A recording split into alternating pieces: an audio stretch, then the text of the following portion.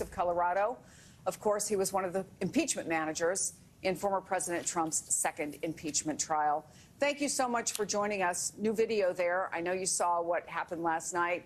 And I wonder just what goes through your mind as someone who works at the Capitol every day when you see that video, the new video, and what we saw last evening. Well, good to be with you, Chris. Thanks for having me on. Look, as you know, I was on the floor of the House in the Capitol on January 6th. I saw plenty of footage as we prepared for the impeachment trial, and still watching that video last night that the hearing displayed to the American people was just unbelievable. It's jarring, it's raw, it's visceral, and it's disturbing. And it should shock the conscience of each and every American. I think the hearing yesterday, the opening hearing of the January 6th committee, was incredibly compelling and a reminder of just how close we came to losing our republic on that fateful day, and the real danger that still exists today, which I think President Obama articulated well in the clip that you just showed. Really the threat that Western democracies are facing, including here at home in the United States. It's interesting you say that, because not only have you just said it, Barack Obama just said it, committee member and Congresswoman Zoe Lofgren joined us last hour, and I want to play for you what she had to say about continuing efforts to disrupt our elections. This isn't over. We know that the former president is trying to put key people in place in various states so that the votes will not be counted, or if they are counted against him, if he runs, that they will be thrown out by Republicans in key positions in those states. Given everything that's going on, realistically, is this something that Democrats can use as an issue in November? And how concerned are you that there will be members of Congress who are elected, more members of Congress who believe the big lie?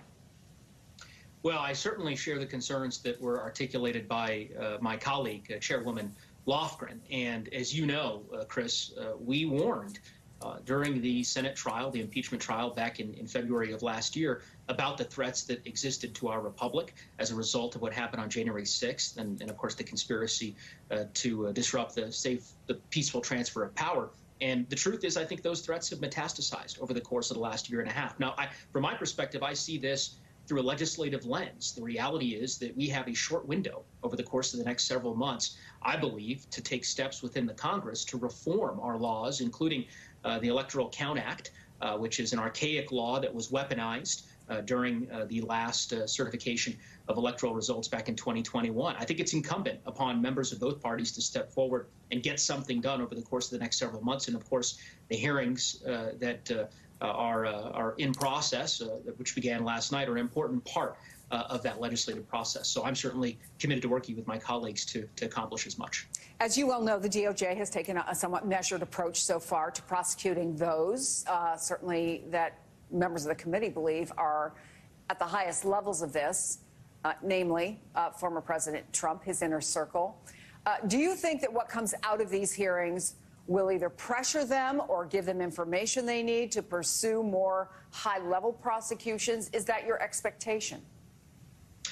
In my view, Chris, I think that holding these hearings is a necessary step towards transparency and accountability, and ensuring that a deadly assault on our democracy, like the one that happened on January 6th, never happens again. Now, it's important for the Department of Justice to proceed on an apolitical basis, and decisions about criminal prosecutions and the like, those will be made by the Department of Justice, and they should be made without any type of interference, and I'd reserve or rather refrain from commenting any further on that front. I will say that I'm very eager to learn more about some of the developments that were shared during the course of last night's hearing. There was a lot shared during that hearing that I certainly wasn't aware of, and I suspect many of my colleagues weren't aware of. In particular, the revelations around the vice president's role in terms of the response to January 6th and essentially the constitutional order, it appears, breaking down for at least a period of time when the president, former president, abdicated his duty as commander-in-chief to defend the Capitol and order in the National Guard. So there's a lot more that I think we're going to learn over the course of the next several weeks, and it's important for the American people to have access to that information. Congressman Joe Neguse, thank you so much. We appreciate you being on the program.